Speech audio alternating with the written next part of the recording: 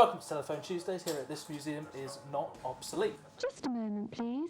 Your call is being diverted. Well, we've got an extra special episode of Telephone Tuesdays today because we've actually got someone who knows what they're talking about for a change. Allegedly. And we've got Mick here who has come to the museum on the open day, and Mick's brought us not only his stories and knowledge, but also some extra tools and a pretty cool switch over here we'll have a look at in a second. What have we got here, Mick? Well, we've got some of these are for adjusting some of the armatures on the rotary and the vertical magnets. Different tools. Pretty specialist, aren't they? They are, and some of the tools I don't actually remember. So. And you've got your name on them. You've etched your name on them, haven't you? My initials MAC are on most of these tools, not all of them, but most of them, because in the exchange, around the exchange, everybody had a section. And you'd have a day off and come in the next day and half your tools were missing, right? Yeah. And then you'd go to somebody else's desk and they'd have two of something, or they'd lost their one, and all of a sudden you'd say, hey, that's mine. And you go, since when has you been Why Mac? has it got Mac on it? Yeah. And they go, oh, I don't know how they got there. Sounds about So they'd right. always say, I was the junior man, so I was the butt of a lot of pranks and jokes. Wiring up my headlamp so it blew the fuse every time I plugged it in, from trying to wire up my chair with ringing current. I haven't heard that one before. That's a good one. Wiring ringing current 75 volts is a bit of a nightmare. Straight to the buttocks, yeah. Wouldn't get away with it because you got 50 volts off of that Tesla and it's on your desk, and the chair was metal framed, of course. So it was ideal for if you went to touch it and you were sitting down. That was one.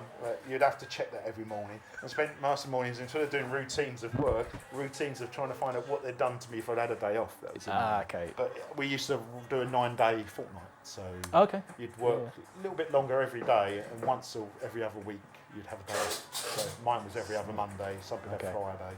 So it was. So you spent the Tuesdays. Tuesday mornings just checking what people had done to my desk.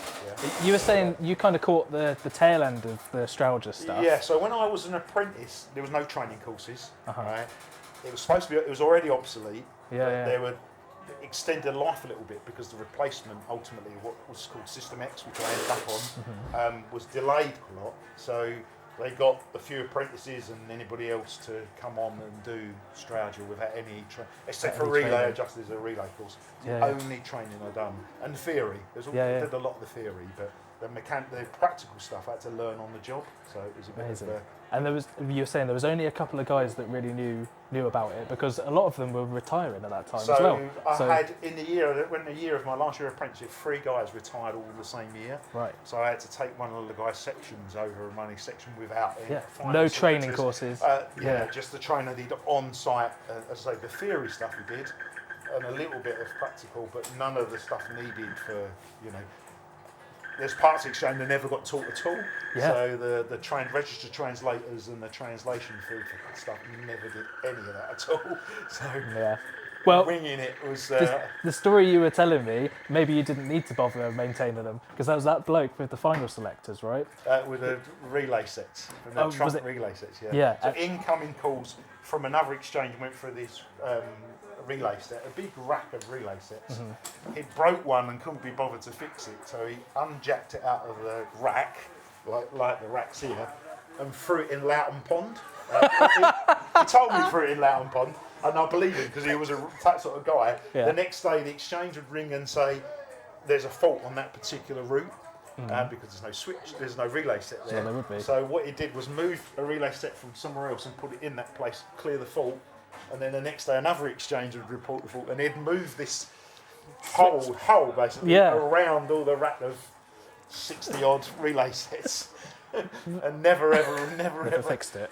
He was worried when they were going to drain Loughton Pond and find it, but And was that the same bloke who wired up the routiners to only a few switches? Different guys. Different guy. Different guy. So when this old guy retired.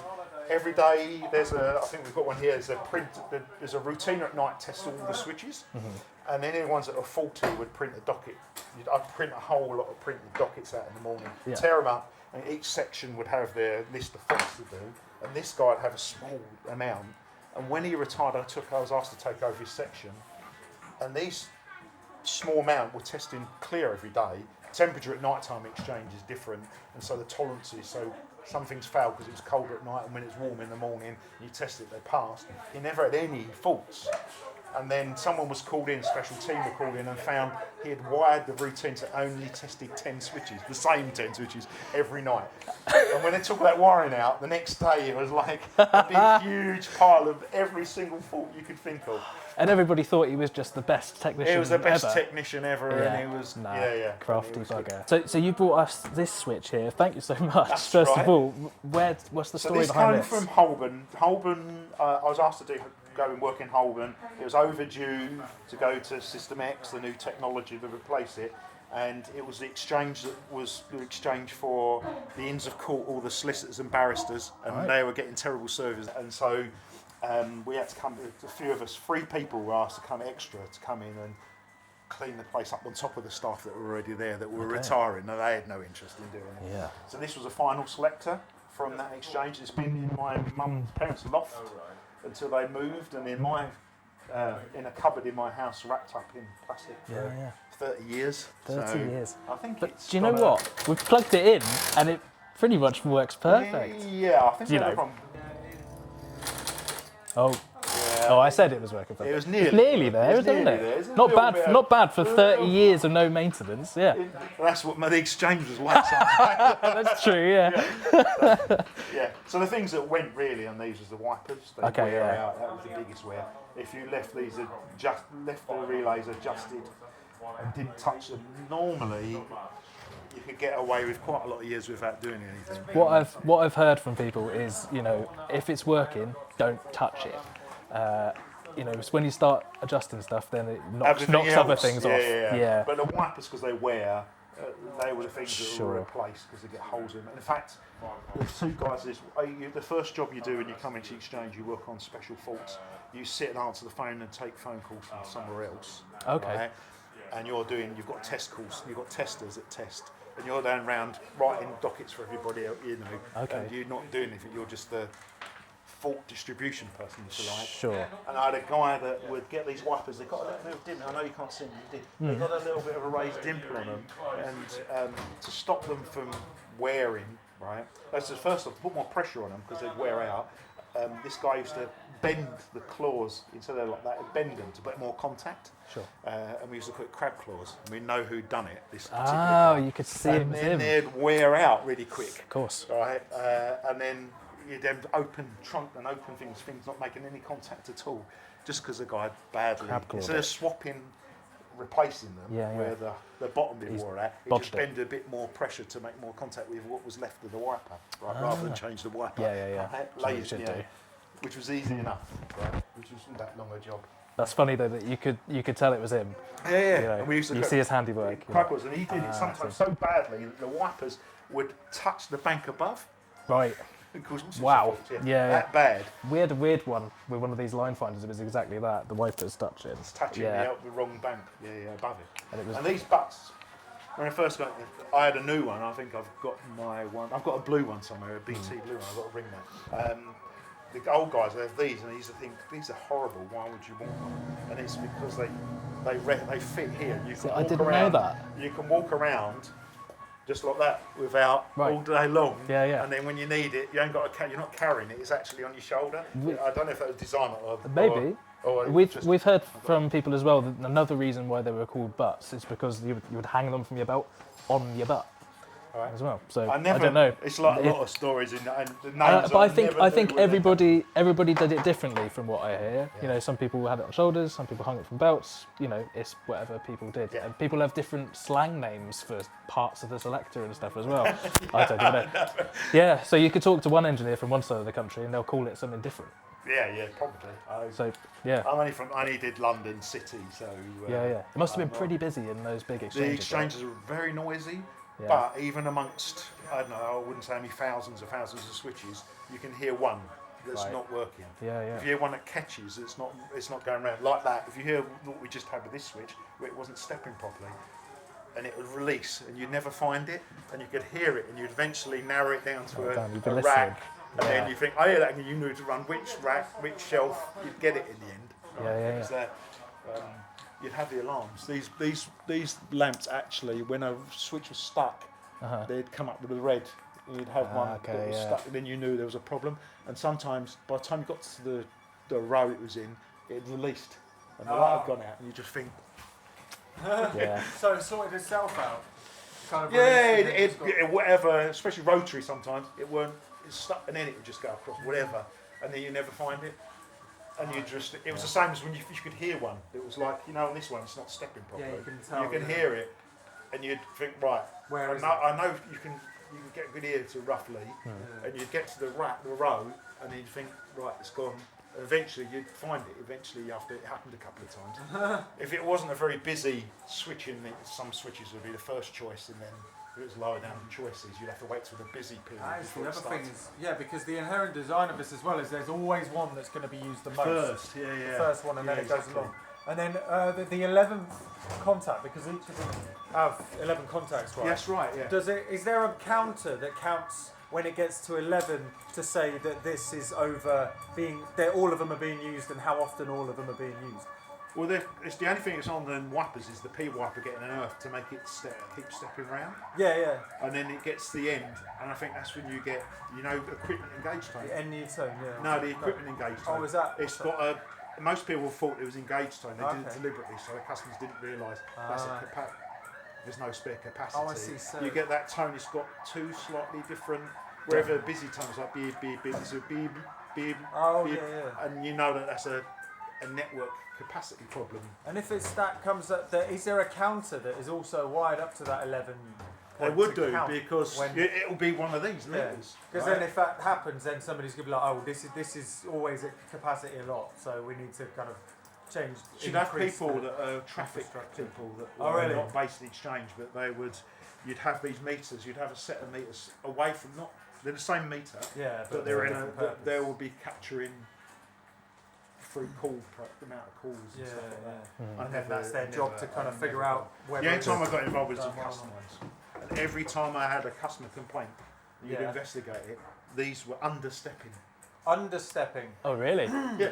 Every time. And what you'd have to do is replace it with a new one, and then put that in an envelope and send it and say, this is the one problem that you're complaining about.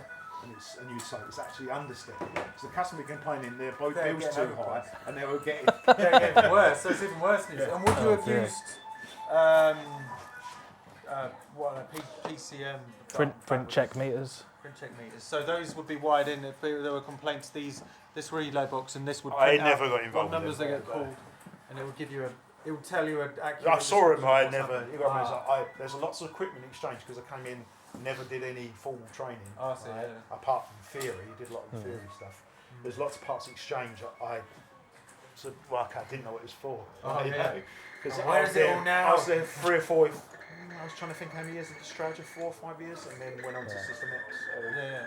And I was just in Holland with a firefighter, just keeping banks clean, keeping wipers keeping the exchange working really until it was replaced. And as soon as it was replaced, I ended up moving on to System X, which is now becoming obsolete. They're now ripping it out because they make it with IP stuff. That's when Chris comes in. Fascinating, isn't it? But actually, there's a question of I've got to keep an eye on the door, but on video, like a default docket printer pulling out, what would you expect to see on the printer? It's a pink docket, and at the bottom, there's some down there. Have you got the docket? Shall I pull it out? There's some in there. I've got to go and look at the thing, but if you can tell Mitch about it. Yeah, that'd be great, because I don't really know much about this. And you'd have to tear them off, Here we go. Let's get this out. Has it got something? Yeah, it has got the. Yeah, so we got this in here. So this would be a big reel on our exchange. It was like them toilet rolls you get in some of them toilet. They're on a reel. It was like that. Right. Okay. And these are print off. It'd just be hanging over on the floor. So I'd get up in the morning, and when I was one of the ones that was my job, I'd get in first thing in the morning and tear it off, and then sit back on a desk and tear them up into. It'd say which. It's a final FS. If it was a final selector, or that, and you that's the end. It says FS. Something like I can't remember. I was trying this. No, but they print. It was the print was on it. I could read whatever was printed on it. The switches. We'd have the label. I don't know if you see the location label, of them. the label Sure. location. Yeah. G1, For the rack, the shelf, and then the fault code. And then you'd go to the routine route and retest that. As I said, sometimes overnight it's cold. Next in the morning it's warmer. They'd pass a test. Okay. That's what you'd hope. Yeah. It's like little lamps, and they go through all the different tests. Yeah. Get to the end, great. And you put I could get a cup of tea. Fault not found, F and F. Right, done. Oh, F. Yes. Right, and then the next one. And if it was fault, I'd go for all of them in the morning, and then the ones at F and F, right, okay, and then do all the ones that are there. Right, I've got a batch of stuff to look at. Most of it, minor relay adjusting. Only just realised this is a uniselector. Well, and look how the letter. So this is the letter punch. Yeah. They select the letter via this uniselector. Exactly. That's Oh, insane, it's brilliant, isn't it? isn't it? Yeah, exactly. Everything's Fantastic. And it knows where it is due to the uniselector because it's 25 characters. Of course. Yeah. Fantastic. That was. Yeah, it's another thing on the list to get working, but it's a long list. Wow. Yeah. Amazing. Yeah. It's fascinating. I don't know if we've got some extra I wouldn't know even things, how but would you ever source that? I mean, who would want to keep a reel of? yeah, but you could say Keeping that you could switches say that is about one any thing, of this but keeping- stuff. Yeah. Keeping pink dockets is a complete amazing, isn't other. You say that you haven't seen Mitch's GPO toilet paper collection. Oh yet. yeah. I actually yeah, have the toilet paper. Because I joined BT, it just become. It was only BT a year, Sure. and so You had all the after GPO stuff. I had overalls that had GPO on them and overalls that had BT on them. Yeah. The big yellow T, right, and the toilet paper was all GPO. Yeah. And it was that tracing paper toilet roll, Horrible right? stuff, yeah. And of course, they must have had a large stock because it seemed to go on forever. I think this would have been better toilet paper. I think you're right, actually. Yeah, you are right. Yeah, I think some of the engineers would be happy to dispose of the faults in that way. In that way, yeah. Yeah. So you were saying, one thing that I didn't know is that you were on a big, massive exchange in London, right? But that actually reached capacity, and so they opened another exchange on a different floor in the same building. Yeah. So amazing. Some buildings have three.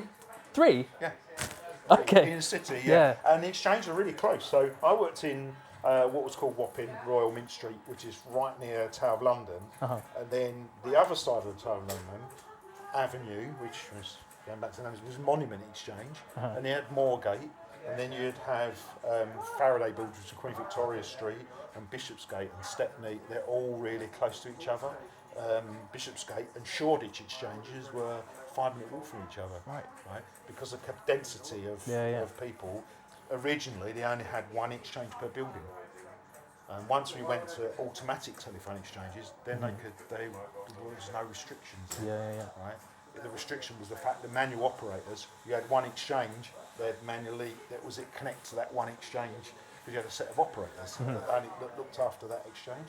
So once you went to automatic exchanges in the 50s, 60s and the 70s, right, you could have one per floor and the capacity they needed it. Yeah. I suppose, there's a lot of people in London that need telephones. Yeah. And in a city, you've got businesses, you're really more condensed, so the exchanges are closer together. Was there any kind of rivalry between the different? Big, there was. big. Okay. Would you go into the other ones and nick their stuff, or take a selector out or something? What happened was, by the time I got there, the floor I was on in Wapping, the floor was on Straja, and the floor below was what was an electronic exchange that got put in there in the 70s. So Okay. I wasn't there when there was 2 Straja exchanges. Otherwise, Right. there would have been that. Yeah, there would have been the rivalry. Because that was my next question about when you're switching over to System X. How do you transition? Because you can't just turn it off, right? So what they do is they wire up. They have all the System X onto a main distribution frame. You see the main distribution frame? Yeah.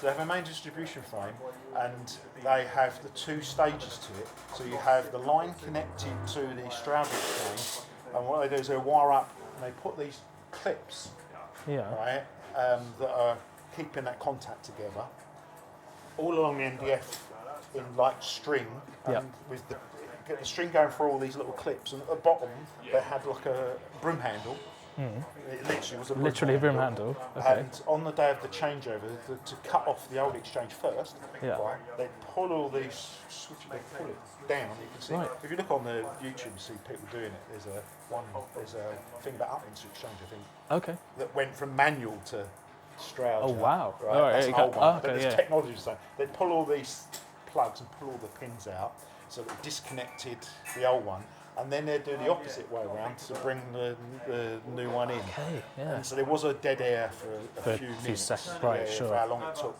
You'd always get one that hadn't been done properly. So of course, someone's still going through the Stroud exchange Right. and then not getting routing anywhere. Yeah. Because all the other exchanges then change all their routing. Of right? course. So they wouldn't. So it was.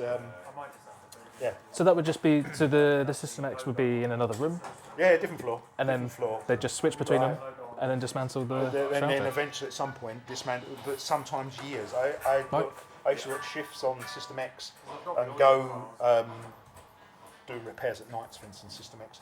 And you'd go through the Strata floor as a route, I don't know, to get to it. And there'd be sometimes a call going through you'd hear the switch. And you'd go, Really? That's a bit early. Someone's phone's not been working for 2 years. Yeah, exactly, whatever. It might be an incoming, someone's messed up their routing and routed it. Yeah. And they get an incoming call. That was a bit spooky. Or you go for a Strata exchange that's completely dead, but there's a newspaper and a pen, and someone's done a crossword there, someone's left a jumper on the seat, and it was almost like the day they got out, walked off, Sure. and left it exactly as it was, and no one's touched it. And now they've recovered all the equipment, but for sometimes for several years they'd be still there because there's a job to do, and it's not critical, you know. The story I heard was that they didn't really build into the budget of getting the new stuff, you know, scrapping the old stuff, so they just left it there. Yeah. Amazing. And then sometimes, I think originally they were sending it to Nigeria or something. Some of the stuff, makes selling sense. it off, the switches and the stuff. You know? But sometimes, in the end, I remember clearing an MDF, the main distribution frame of copper, the old-fashioned soldered. Now they've gone to the chrome, the push chrome tool ones. Get to recover it.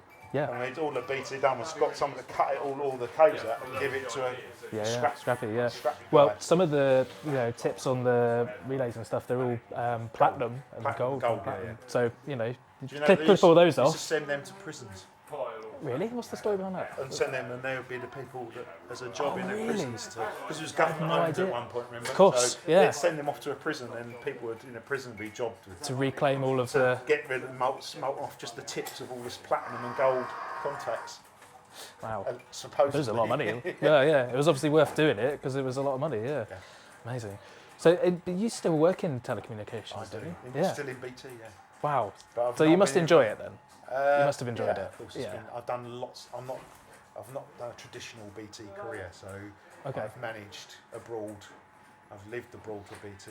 Managed teams all in different countries doing global networks that BT's involved with today. I've been involved with technologies that have come and been obsolete and gone in my career. Right? X25 is a network I've involved with and has come and gone. Several other technologies that have come and gone and all been superseded by something else. So, I spent a career seeing things that have become obsolete. Right? So, but you're not obsolete yet. That's the main point. Depends. I think some people might say I'm obsolete, But we're in a good place at the museum. This museum is not obsolete. And thank you so much, Mick, for coming down and talking to us. Yeah, it's great fantastic. to look at memories. Yeah, the sounds and things, Yeah. really must bring it back. Cheers. All right, we're going to carry on talking, but thanks for joining us on Telephone Tuesdays, and we'll see you next Tuesday.